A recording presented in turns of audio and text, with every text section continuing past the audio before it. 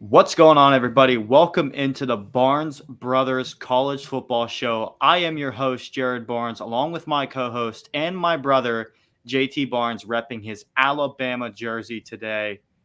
Very prideful just because they were able to actually get a very good win this past weekend over who did they play? I literally Monroe. forgot.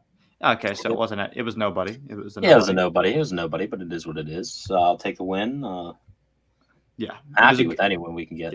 yeah, it was a solid win and a much better week than the week prior versus Texas. But my Pitt Panthers also got a win. They played Western Michigan. They got their revenge. They went into, I don't know what the stadium is. I thought I knew the name off the top of my head. I almost said the Wazoo, but I don't believe that's the name. Might as well call it that. But I will call it that just for today. They went into the Wazoo. They got a dub without Keaton Slovis, which was very, very impressive because they had a freshman quarterback in there who never really played a collegiate snap. I don't well, actually never really. He has never played a collegiate snap, and they were able to go in and get a nice victory. Even though it was Western Michigan, this team screwed Pitt last year. Yeah. So it was good to see. I'm sure Pat Narduzzi, that was a win that he really, really wanted just because last year Pitt could have been in the college football playoffs probably over Cincinnati if they actually finished the job versus Western Michigan. But this year they got their revenge, and I'm happy about that. But we will just not waste any time because, again, we were actually going to do this show Monday. I had some migraine headaches, and because of my headaches and other issues, we decided that it would be best to move the show. So we moved it to today. So with it being away from the weekend, we decided that it would be probably best to not necessarily talk about the past weekend as much, but talk more about the upcoming weekend. So we'll do a little bit of headlines. We'll do some questions, which are going to be a little different. This will be a much different show. We'll still do the players we're watching. And this week we will finally get into doing picks. It was suggested by a listener. I like the idea. And because of that, I wanted to do picks regardless, but I wasn't sure when we should start doing them, how to fit them in. And I decided that as of now, and this may change as of next week, but as of now, the games we're watching segment will be where we do our picks. Next week, it might be a little different, but again, we'll see next week. That's next week. We're currently live right now doing the show, so we won't mess around. We'll get right into the first headline, the craziest headline I think I've ever read in my life, outside of the fact that people are cooking chicken and NyQuil. That's the craziest headline. This is the second next craziest headline. JT has not actually heard about that. We'll save that for the end of the show and discuss just a little bit. But a Utah student was arrested this past weekend after a threat of nuclear attack if Utah lost on Saturday. So Utah, I guess, has a nuclear reactor on their campus. Didn't know that. I didn't know colleges did that. That's wild to me. And they played San Diego State this past Saturday. They won 35-7. We're lucky that they won 35-7 because the country probably would have gone up into I'm not going to say what I was just about to say. Going to say looked like maybe a city or two from Japan, but it's not. Luckily, Utah didn't suffer the same thing that those two cities in Japan suffered. Whoever this student is, they're absolutely crazy. They're honestly stupid for even saying that. Yeah, because that's going to be a problem for the rest of their life. Yeah, that's crazy. This might sound like a little ignorant to me. According to me, I'm pretty sure it's a female who did this. And to me, you don't. Let's not be sexist, JT. Listen. I might get a little bit of hate for this. Females really aren't into football as much as males, and she's out here threatening nuclear warfare on the campus. That's just crazy. It's not just that, and I don't necessarily agree with your take. I do think females are more into football than people lead on.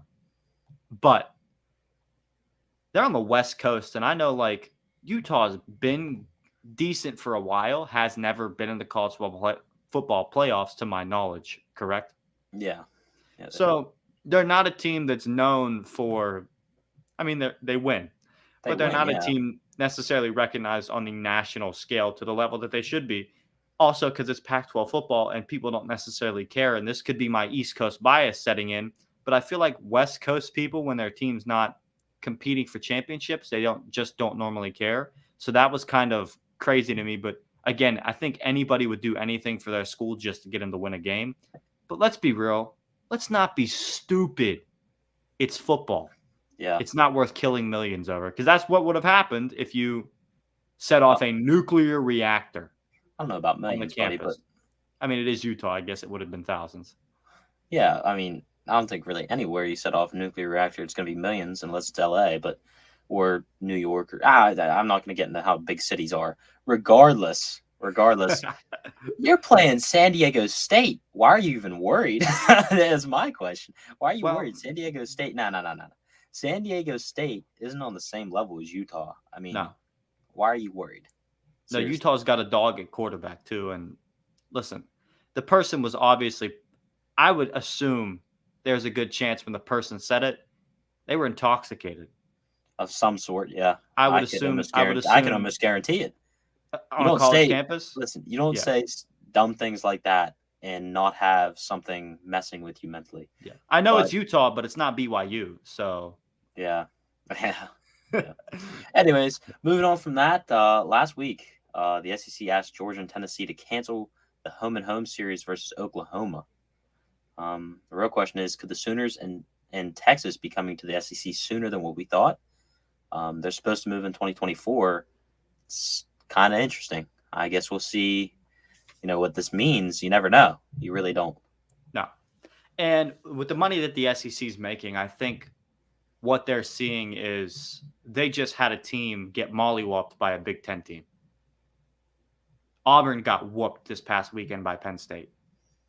And yeah, let's go. The competition via the networks, via SEC and ESPN and CBS, Fox, and NBC with Big Ten. Maybe, this is an overreaction on me because they're not reacting off of one game because Auburn's not like that good this year. I don't really like their head coach. And their quarterback's not good at all. And Bo Nix was better than the quarterback they currently have. Yeah. But they should have been able to compete with Penn State. Penn State's now currently a top 15 team because they whooped Auburn. They're 3-0. Penn State looks like a decent team. They actually, for the first time in a while, look really good. But who have they played again? When they play Michigan, when they play Ohio State. We'll see. It's going to be interesting to see because they always go through that. It's because I don't know what their schedule looks like this year, but it always feels like they go on the run where it is literally just Michigan, Ohio State, Michigan State, or Michigan State, Michigan, Ohio State. But when you hit those teams, those are the real competitors in their side of the conference. Because those are all just the one side of the conference, and the other side is Nebraska, Wisconsin, the terrible teams, Purdue. Yeah. But that side of the conference in the Big Ten is stacked, and I think the SEC sees how the things are progressing with their massive media deal, the Big Ten's massive media deal.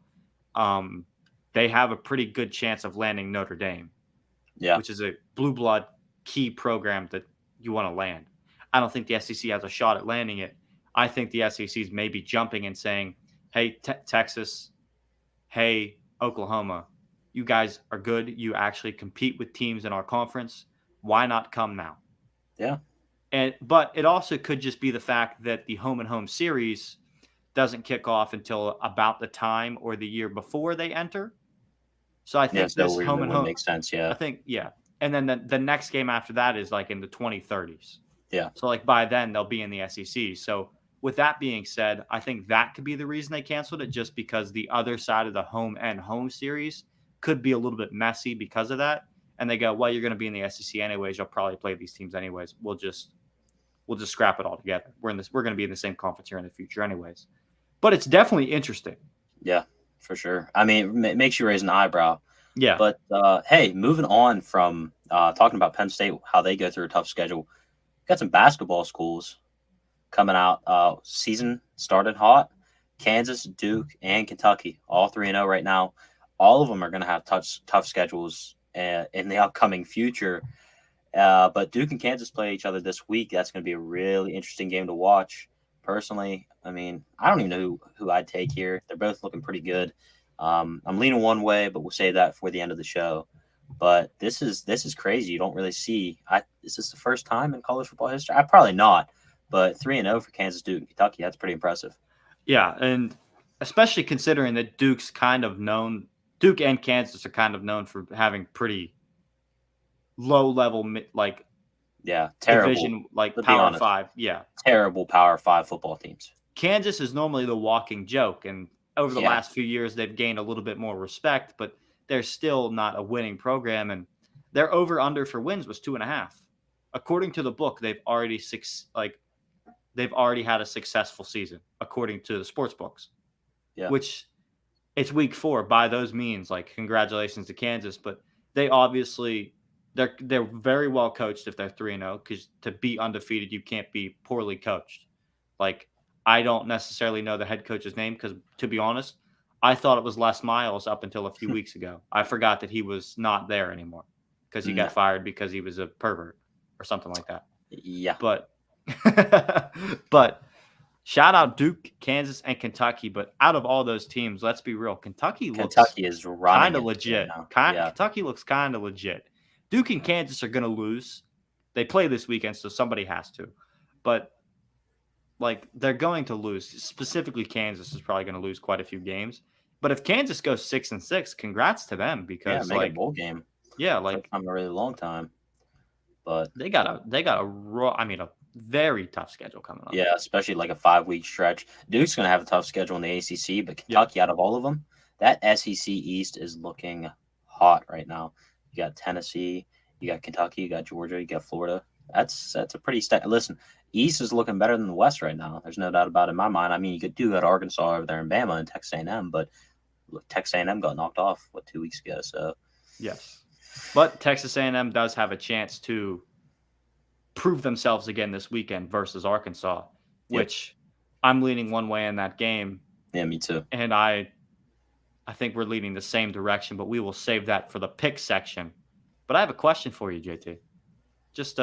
I got a couple, actually. Well, we have 2 questions for the day. I'll ask you this one first.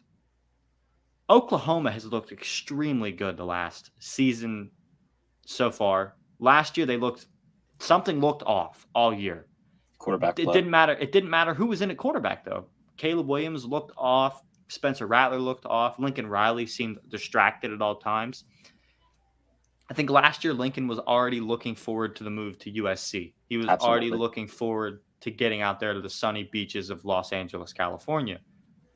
He's moved on.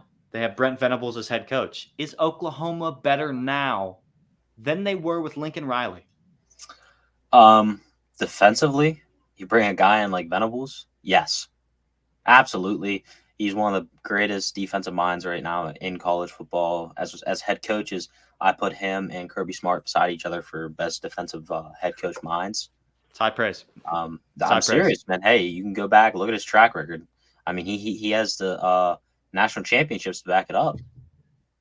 So, Oklahoma's looking solid. Offensively, they're still clicking. Lincoln Riley, definitely the better offensive minded coach, but they are looking hot right now. They're looking good. In the Big 12, man, they might be the best team. Yeah, I want to see what they can do against Texas. Personally, I think Texas was looking good. I don't know when they play. You can only hope that Texas QB's back. Yes, I believe I believe Quinn Ewers will probably not be back for the Red River rivalry, River Showdown, whatever they call it. It's going to be awesome to see, because I think right now they currently are, personally. I think Lincoln was great, but their defenses always felt like they left something on the table. And to be honest, what did Lincoln really accomplish while he was at Oklahoma? He just made Heisman quarterbacks. That's about it. He just produced Heisman winning quarterbacks. Yep. He didn't win any, he won Big 12 championships. Congratulations. You didn't win a big game. You would get to the highest level in college football, the college football playoffs, and you'd always get dominated by an SEC team. LSU did it to him. Georgia did it to him, I think. Twice? Did Georgia do it to him? I think so. I think Bama did it to him before as well. The list can go on. Clemson probably did it to him. Anybody that went in the college football playoff except Washington did it to him. So, the only year they were really competitive in the college football playoffs was with Baker Mayfield. Yeah. He just had that swagger. I think that kind of helped He out. was built different. He was built Yeah, different. he had that swagger. I think that helped out a lot. But they are looking good, man. I mean, defensively, they're only averaging 10 points per game, letting up. Yes, and that's big to me because they Hey, like that doesn't come down to just recruiting. That comes down to, listen, if you want to win, you got to have the good coach. Brent Venables, amazing coach, great defensive mind. Like I said, look at his track record. Go back to Clemson. They're hurting right now. I'm missing him. They are. There's no doubt about it in my mind. But still, man, like I think their offense does look really good though. I think Dylan yeah, Gabriel and the for sure. offensive coordinator they brought in from UCF that carried over and gave Yeah, Dylan the same offense. Like that was huge. That it was was just a massive. It was huge. Yeah, so massive for Dylan because there was no growing pains. He just boom, same offense, just new upgraded players is what he got. seriously. Yeah. And Yep. he's proved it. Like he's looked very good. Like they started off, Nebraska scored on them on the first drive, right? Yeah. And then everybody was like, "Ooh, is Nebraska actually better without Scott Frost as their head coach?" And that was the only score Nebraska had the entire game because Dylan Gabriel took the ball 60 plus yards on a run on Oklahoma's first drive. I didn't know Dylan Gabriel was that athletic. I've been very, very impressed by Dylan Gabriel. He's always been a player that I very much enjoyed. Yeah. And ever since Mackenzie Milton went down, like UCF kind of had an issue at quarterback, and I think it was a year or two later, Dylan Gabriel appeared on the scene from the same high school that Mackenzie Milton came from. Yeah, it was. Yep. And it's just awesome to see him at this level still showing that same success because he's one of my favorite players currently in college football that I'm and not the Big 12 following. defenses aren't as soft as they have been. But he hasn't really. I don't think they've played a Big 12 team yet. Well, so regardless, it'll be interesting to see when they actually do. Yeah, I mean they haven't been as soft as what they once were, but they're still no SEC or Big 10 defenses. Well, I don't know. Yeah, but Big 12 statistically in 2021, best defenses all around. So okay, well, congratulations to them, but put them up against an SEC team, what happens exactly? Well, no, exactly. All right, moving on. Who's the best 3-0 team outside of the top 10? Listen, I got two teams. One's just like to play around a little bit here. I got Kansas up there. I'm just loving what they're doing right now. I'm not going to say they're the best team outside the top 10, but definitely Kansas is just impressing me. With the coaching, how the players are playing, hard-nosed football. Love to see it. But personally, I got Tennessee. They look good against Pitt. Obviously, they kind of let up, and they kind of got soft right there near the end. But yeah, I think they're ranked 11, so it's literally right outside the top 10. Yeah, they're right outside the top 10. Yeah, so yeah, it's definitely Tennessee. I hate to do that just because they're right outside of it, but it's definitely Tennessee. They're just such a. Who do they play this week? I think it's going to be a good matchup. Yeah, it's going to be a good matchup. Florida, Tennessee. It's in Knoxville too. Yeah, so it's going to be a big game for them. I think they take that one, but it's going to be really interesting. Kansas, though, really fun team to watch right now. Love that win over WVU a few weeks ago. But Kansas has been very impressive. Yeah, I very much enjoyed following the story of Kansas, but I was trying to find out who the guest picker was for this weekend, and I'm not finding that information. Just because it is in Knoxville, and to me, I thought that would have been very, they could have a lot of decent guests because I love College Game Day now. Again, I've actually had some time to watch College Game Day on the weekends for the first time in a long time. Oh, why? Pat McAfee. Well, that's not actually why I got back into it. For the first time, I actually don't work on a Saturday since I'm 17. This is the first time. I can't relate. 5 years. I've worked every single Saturday morning, have not been able to watch College Game Day. It just also happens to coincide with my favorite sports media member currently becoming a full-time member on College Game Day. Yeah. And he's been great on College Game Day. But I'll tell you what, that show is just so impressive. The way they do things is just so fun. And Kirk Herbstreit's he's one of the hardest workers maybe in sports with what he's currently doing. And I was just trying to see who their guest picker could be because they got a lot of good options. They could do Peyton Manning. They could do Morgan Wallen. That one would. A lot of good options. Last week they did Luke Combs, so why would they do a country singer 2 weeks in a row? I mean, with App State, that just made sense. So. Well, that's the only memorable. Yeah. And he's not even, I guess, I mean, he's an alumni, but he never graduated. So, like, that's their only memorable person that I think went there. To be an alumni, you have to graduate. No, you have to just take a class. That's nah. I'm an alumni of California University of Pennsylvania. I've taken a class there. That is the rules. That is the rules. You have to take a class there. You do not have to graduate. Should, but all right. Yeah. I mean, maybe a high school you have to graduate from to be an alumni, but college, if you take a class, I'm an alumni. All right, man. Yeah. But my best, sorry, I got a little sidetracked there. But my best teams outside of the, I punched my finger off the desk. That hurt. But my best team outside of the top 10. This is a hilarious show today. It's just all over the place. I got to bring in the reins real quick. I'm doing a bad job hosting today. Yeah, if you want me to get on you a little bit, I can. I mean, yeah, get on to me a little bit. Yell at me a little bit. I'll fly down real quick. Smack me in the mouth. Yeah, and you couldn't do nothing about it. I would, but my best team outside of the top 10. My best team outside of the top 10. It's got to be Washington. I'm very impressed with them. They went in a few weeks ago, and they upset Wisconsin. Correct? That was them that did that. Yep. And Michael Penix Jr. is their quarterback. He was the quarterback for Indiana prior to this. Yeah. He was a very athletic dude. Electric. Very, very talented arm he has. And he has been the spark to their program. And I don't know who they play. Oh, they play Oregon, I think. Is it Oregon? No, they don't play Oregon this weekend. No. Washington State plays Oregon this weekend. They just played Michigan State. Got a great win there. Yes, fantastic win. They're wiping the floor a little bit with those Big Ten teams. I'm loving to see it. Hate the Big Ten, man. Love to see it. And those are quality wins. Yeah, they are. Those aren't just like cupcake Power 5 teams that Alabama's playing. Those are, not Power 5 teams. Outside of the Power 5 teams that Alabama's playing, these are Power 5 contenders, like for their conferences.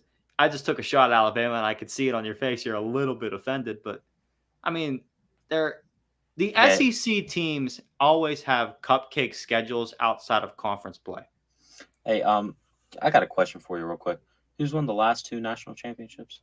Actually, I think last 3. I don't know. Who's won the most national championships when it came to the college football playoff era? The SEC. All right. Yeah. Yep. Thank you. And moving on.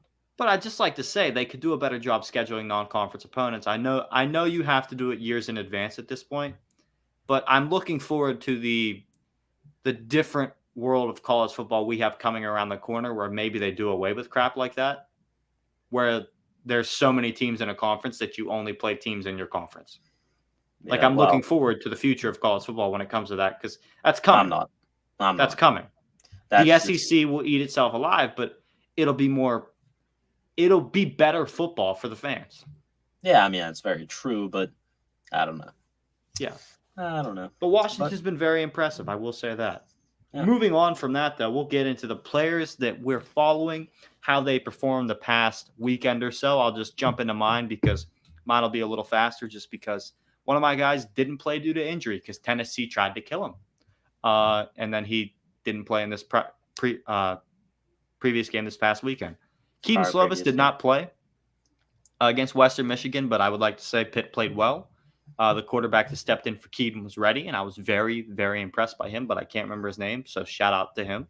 Austin Reed, I'll go to him next because he was in a overtime battle with Indiana where Western Kentucky, and the Hoosiers combined for, I believe, 1,000 total yards in that game. Yeah. In a 33-30 game, that's a lot of yards. Yeah. And Western Kentucky did lose, but Austin was playing well. He was commanding the offense. He threw for 329 yards. He attempted 43 passes, which is his season high. He threw 2 touchdowns. And I thought he played very well. He did throw a pick, and he was not able to get the job done. But he knows that. And the team wasn't able to get the job done because it's a team. It's a whole team thing. It's not just a quarterback. Sometimes a quarterback gets too much credit and too much blame. But Austin did what he could. I believe he also had a rushing touchdown. So he played very well. He's impressed me all year long. He's gotten better every single week. I feel like he's shown great leadership. And I I completely and totally see why Tyson Helton picked him to be the starting quarterback over Jarrett Deggy. It makes more sense every time I watch one of their games. And then the other player that I'm following, the last player, is Jordan Addison. And he had a quieter day compared to other games he's played so far. But they were playing Fresno State. And while Fresno State does have a dog at quarterback in Jay Kaner who can make all the throws and is, in my opinion, a quarterback that looks like he can play on Sundays, Addison only had 6 catches. He had 69 yards. It was the first game since going to USC where he did not have not double digit. Oh, like double. Geez, my brain trying to. Double digit receptions? No, not double digit receptions. I think it's double digit targets. Oh. And it's the first game he also didn't have 2 touchdowns in. So that's pretty impressive that he's 3 games in and has 5 touchdowns so far. But he's not the most impressive receiver stat-wise in college football this year. That would probably be Marvin Harrison Jr.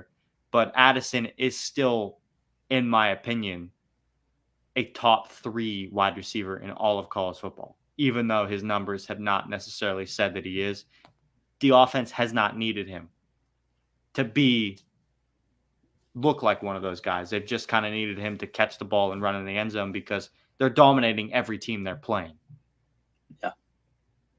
Well, I mean, I wouldn't say that completely over Stanford, but moving into my guy, Caleb Williams, he had the most attempts he's had all season high, 37. Went 25-37, 284. He had 2 TDs, no picks. Hasn't had a pick on the year yet.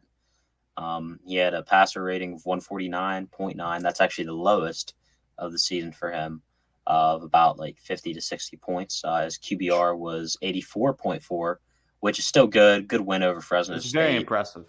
Yeah. 84.4. Yeah, and that was his lowest of the year. His others were 96.3 and 97.5. I believe the QBR goes out of 100. So, yeah, that's extremely impressive. It does. And moving on, I mean, I'm sick of following him. Spencer Rattler. I mean, he played Georgia. He was trash, dude, bro. He played Georgia. Let's calm down. Give him a break. That first interception he threw was the worst throw I'd seen all year. All right. He played Georgia. All right. I got program to run here. All right. Yep. Trying to do your best Nick Saban over there. He went 13 of 25 for 118. He had 52%, if you want to do the math on that real quick, 52% completion percentage. Lowest of the season for average yards per pass. I would have assumed that was his highest. Which was 4.7. His passer rating was 75.6, which is just garbage. His QB rating, let me read his numbers off real quick. I'm going to start with Georgia State, Arkansas, then Georgia. His QBR was 25.9 versus Georgia State, which that's Georgia State. 44.6 versus Arkansas and 26.2 versus Georgia. Let's just turn the lights off on him real quick. It's night. I mean, unless he stays for another year, get him out. Yeah, moving on. He's probably going to go undrafted when he goes into the NFL. Yeah, at this rate. Yeah, it's ridiculous, man. His decline's been insane. Yeah, he was so hyped up coming out of high school. Best quarterback in Arizona, won the Elite 11s. I mean, but you hate to see it. It just goes to show you that you can be extremely hyped, but it literally means nothing. Yeah, and that goes from high school to college and college to NFL. Seriously, it goes around the horn. But yeah, because Josh Rosen was supposedly best quarterback in his draft class, and we've seen how that paid off. Don't even know where he's at. Is he still in the Dolphins? Out of the NFL. No, he went from Arizona to Miami to San Francisco to Atlanta to Cleveland. Now out of the league. Yeah, just get him out. But moving on, my last guy, JT Daniels. I'm going to add his little buddy beside him, Bryce Ford Wheaton, too. You love Bryce Ford Wheaton. I do. He's a heck of a ball player. What year is he? Actually, that's a great question. I think he is a junior. Oh, so he will get to play with Rodney Gallagher next year. Then lucky him, right? JT Daniels went 16 of 24 versus Townsend. Townsend? Townsend? I don't know. I don't know how to say that school's name, to be Townsend? honest with you. I've Townsend? never known how to say it because I've never heard anybody actually say it. I've always just seen it in box scores. Townsend. That's what we're going to go with. Townsend.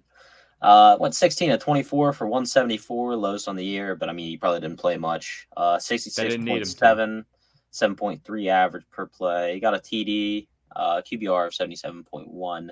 Bryce Ford Wheaton didn't get too many big numbers this week as well. He only had 4 receptions for 47 yards and no TDs. This is the first game this year without a TD. He's had 2 in his other games where he got close to 100 with 97 yards in his first game versus Pitt and 152 versus Kansas in the overtime loss. Jeez. Yeah. But he's a heck of a ball player. But moving on, games we are going to watch. We are picking. Stacked, man. Absolutely stacked this week. Got number 5, Clemson versus the number 21, Wake Forest. Demon Deacons. Thank you. I thought that's what they were. This is the game of the weekend, in my opinion, because we will actually see Clemson, who, in my opinion, does not look like they deserve to be in the top 5, actually play a worthy opponent. Yeah. I got Wake Forest. I'm going Wake Forest too. I should look up the spread real quick, which I will do, because I'm intrigued to see what the spread is, because I doubt that Wake Forest is favored. They should be, but hey, Sam Hartman coming out the gates. He's a dog. Sam Hartman's a dog. Another guy on QB1. Already talked about one, Spencer Rattler, a disgrace to society. And then we got Sam Hartman. What a beast over there at Wake Forest. I can't believe that's a noon game. Yeah, I know. That's a great noon game. A lot of good noon games this week. A lot of good noon games. 7-point favorite is Clemson. Would you like to take the money line for Wake Forest, or would you like to take Wake Forest plus 7 to cover? Wake Forest plus 7 to cover. All right, that's what I'm taking as well. I'm taking Wake Forest plus 7. And I wish I knew the over-under. I'll take Wake Forest plus 7 because actually, no, I'm pretty confident. Wake Forest to win. Yeah. Wake Forest to win. I'm not taking Wake Forest plus 7. I'm taking Wake Forest to win. And I also got Sam Hartman throwing for 250 plus. No doubt in my mind. Against that defense. I'll write that down. Let me write that down. 250 plus, Sam Hartman going off. We'll keep track of these for next week. Yeah. Hey, moving on. Number 17, Baylor at Iowa State. That should be pretty interesting. Iowa State always ready for a tough matchup. I don't think they're looking so hot this year, but Baylor coming off 2 weeks ago, they lost to BYU. That was a tight game, 6-point ball game. But I think they'll bounce back. I think they'll get a win. I think it's going to be a little tighter defensive battle here, but Baylor's definitely going to take the win. Probably by, I'd probably say about 7. 7 to 10. You think Baylor will win by 7? Yep. Well, this will be an interesting game, in my opinion. I am going to just be a contrarian and go Iowa State just because I want to be different than you, because I'm not really sure. I watched Baylor in that BYU game and was not impressed at all. Yeah. But hey, BYU looked good. Give them a break. Passing, though, Baylor couldn't get anything started at all. I think they had less than 175 passing yards. Their run game looked a little bit better, but you got to get way more yards on a team like BYU. Still a good team, though. I trust the Cyclones. It's at Iowa State, correct? Yeah, at Iowa State. That's a tough environment to play. That's a tough place to play. Yeah, no doubt about it. I'm going to take Iowa State for sure. But then we got Duke at Kansas. We talked about this one a little earlier. The way I'm going with this one, this is such a tough thing to pick. Seriously. It is. But I got Kansas. You're going with Kansas. I got Kansas. I typed it before you said it. I know. And I'm going to take Duke just to be opposite of you, to be honest with you. I don't know. It's going to be a tight game. Listen, it can either be tight or it's just going to be a one-sided affair. Somebody's going to – let me get the over and under for that game for us just to kind of get an idea. Not that the books are always correct, but they have better ideas than we do when it comes to that kind of thing. I've done picking before, and I normally now I'm saying this to anybody listening so that they know if their gambling is legal in their state, probably fade me. Probably fade me. I'm normally when I actually say my picks to the public, I normally do terribly. Oh, listen to me, because I'm a Bama fan. I know it's up. That means nothing. That means he's watched only Alabama. So always pick against Bama to not cover the spread, especially when they're favored by 40 points versus a team like Vanderbilt. But that's just my advice. But I'm going to take Duke. I don't really believe in Duke, to be honest, all that much. Kansas is 7-point favorites. So I actually might just take Duke to cover the spread at +7 because I don't really believe in Duke to actually win. So I'm going to take Duke +7. Moving on. Arkansas, Texas A&M, number 10 versus number 23 at Texas A&M here. I got Arkansas by 100. Arkansas by 100. Obviously not. When Texas A&M is favored by 2. I got Arkansas. I got them as a 10-point favorite in my mind. In your mind? They'll win by 10. This is interesting to me. Because, Arkansas's offense isn't out of this world, but KJ Jefferson is a very good runner of the football, but I don't trust his arm. I don't trust Texas A&M's defense. And for a night game on ESPN in the 12th man, at Kyle Stadium, I do believe that's the name, or Kyle Field, whatever it's technically called. The 12th man is going to be a problem. Call it College Station, man. College Station? Well, I'll call it College Station. College Station. I literally forgot that was the name. My brain broke. They call it down there. That's what they call it. My brain broke as we were talking about it, to be honest. Oh, good, man. Because I was blown away that Texas A&M is actually favored in this game. Yeah. And now I don't know where to go. Well, it's just because Jimbo Fisher's the coach. And I trust Jimbo Fisher. I don't like Jimbo Fisher that much anymore, but I trust him. And I think you can't bet against Arkansas this year, though. I think they're a little bit more legit than we've seen them in the past. It could also be that the books are trying to get you because Arkansas kind of had a little bit of a trap game versus Missouri State versus Bobby Petrino. Yeah. And there's people are seeing that they didn't play well versus Missouri State. They're probably not going to play well versus Texas A&M. I'm going to go Arkansas. I had to talk myself into it, but I will go Arkansas, even though I do not believe in KJ Jefferson's arm at all. One last game. We got two. We got a couple more actually. Well, you tell me what they are. We got number 20 Florida at number 11 Tennessee in Neyland Stadium. Tennessee. This is not a hard pick to make. Tennessee by, I don't know, give them a.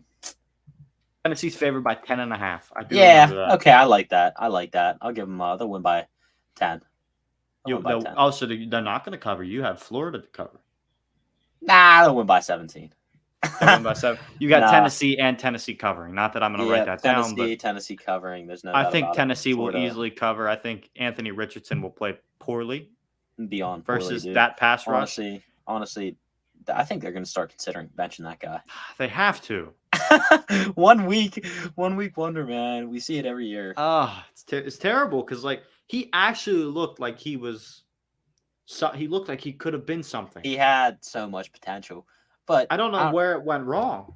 Utah maybe just played the worst football they've ever played in their lives. They had to have, especially Utah being known for a good defense too. That's where it crushes me.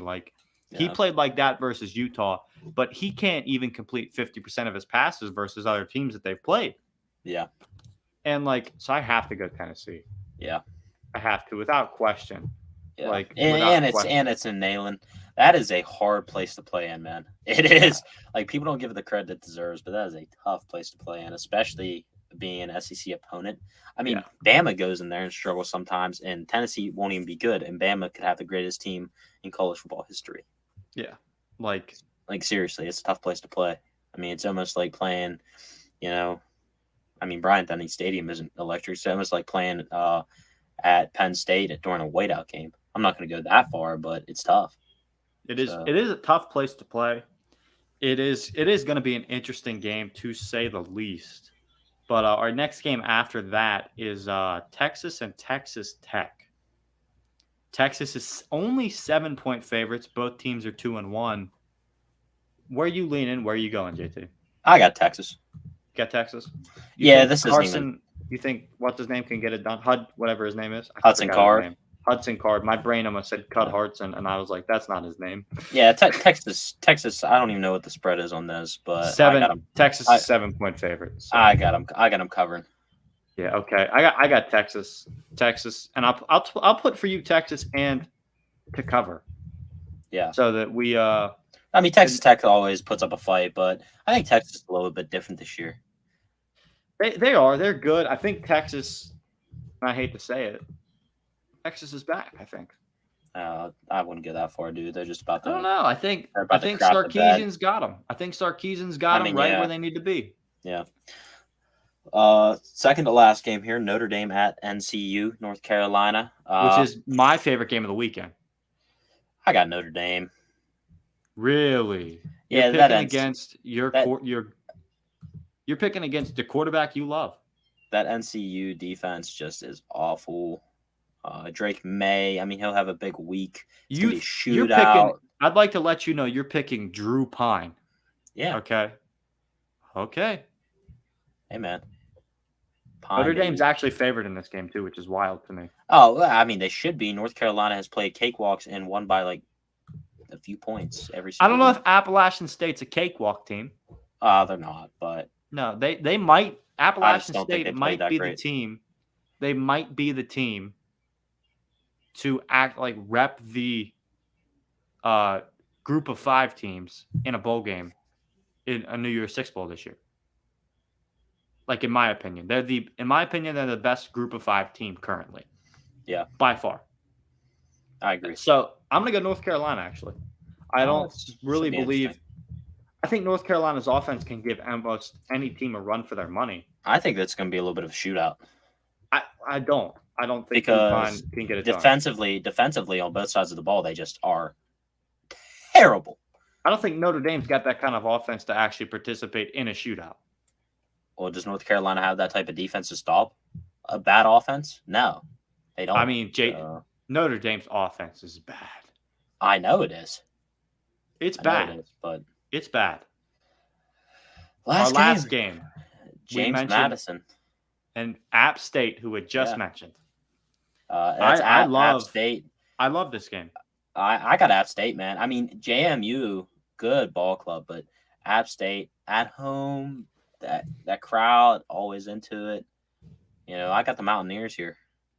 I think the miraculous season that App State is having will continue, but this is a dangerous game for them. I agree. JMU is not technically ranked in the FCS poll right now, but JMU, a very talented roster. Very talented FCS roster. And I am a big believer in their defense. I think they have right now one of the top defenses in the FCS. I think I said earlier FBS twice. I've done it every single time. I apologize. But I am also taking App State, but I think it's going to be much closer. It'll be a close game. It'll be a close game. Listen, honestly, man, JMU is like one of the best ball clubs in all of FCS. So that's true. I mean, that is true. So right now they're not in the top 25, which actually baffled me, but I don't follow FCS that closely. But they're usually one of the top teams in all of the FCS. They've won a lot. They've won a few championships over the last couple of years. So that's definitely going to be a fun game. My game of the weekend that I'm definitely going to be watching, though, is the both unranked matchup of Notre Dame and North Carolina, just because I'll be intrigued to see how that game goes. Because North Carolina's 3-0. I got the SEC boys running this one. I got Arkansas, Texas A&M, Florida, Tennessee. Those are going to be the most interesting games. But, I mean, I think Tennessee might just wipe the floor with Florida. Yeah. And Arkansas, Texas A&M, that's going to be a heck of a game. It's either going to be a close affair or a blowout. Yeah, I think it's going to be one of the two. And I'm leading towards close affair. I think 66.67% chance that it's going to be a close game. But that other 33, I don't have to do them, 0.33, whatever. Yeah, it doesn't matter. Yeah, and I think Texas A&M finally got their quarterback they needed to be in, like their starter, in Max Johnson, the son of Big Bad Brad from TikTok. Anybody that knows Big Bad Brad from TikTok? Do you know who I'm talking about? No clue. Big Brad Johnson? Nope. Big Bad Brad Johnson? You need to look up his videos. He is hilarious. He does trick shots all the time. Talking about that one fat dude, beer gut. Big Bad Brad here. And he'll just like toss a football into a basketball hoop from like 90 feet away and then just be like, he'll just like casually just do it, turn around, walk away, and just kind of point at the camera. So you remind you of Big Ben? He's awesome. He's awesome. Because I was about to say, this one dude reminds me of Big Ben on TikTok. Body of Big Ben, beer gut of Big Ben. Probably touches women like Big Ben. Jeez, he don't do that no more. He just drinks beer on his podcast called Footballin'. Give him a break. What a podcast! Give him a break. Yeah, it's a pretty awesome podcast. I've been tuning into is the Kelsey brothers. Man, that's fun. What a show that is. Yeah. How about it? That's a fantastic show. Yeah, Kelsey brothers. Yeah. All right. Well, this is a good show. Yeah, good show here. 46 minutes. We expected to go 30. So yeah. Well, I mean, you rambled on about some crazy stuff, man. Gotta make it fun for us, you know. This is a show just for us. It was a terrible show. We know that, and we acknowledge that, and we'll be better next week. Yep. We'll actually do it on Monday, like we always do, and well, fingers crossed we do it on Monday. But I don't think I'll be in this space currently. If you are a fan of anything on the channel and you've seen anything on the channel, you would know that this is my dorm room because this is where I film my show with my roommate and friends. Don't normally do this show in here, but decided to do it tonight. Might do that every week in here because I just like the convenience of staying in my dorm and not having to walk a quarter mile to go record somewhere else. So, yeah. Don't know why I'm rambling still, but I hope y'all have a great weekend. Enjoy college football. Watch the NFL. Shout out to Steelers getting a nice dub tonight. Gonna speak it into existence before it kicks off. I honestly hope not. I'm over the NFL. I only like it for fantasy, and I like watching the Bills because they are electric. Wagon. They're a wagon. But, yep, we'll end it here. Hope you guys have a fantastic weekend. We will see you next week. Cheers. Peace.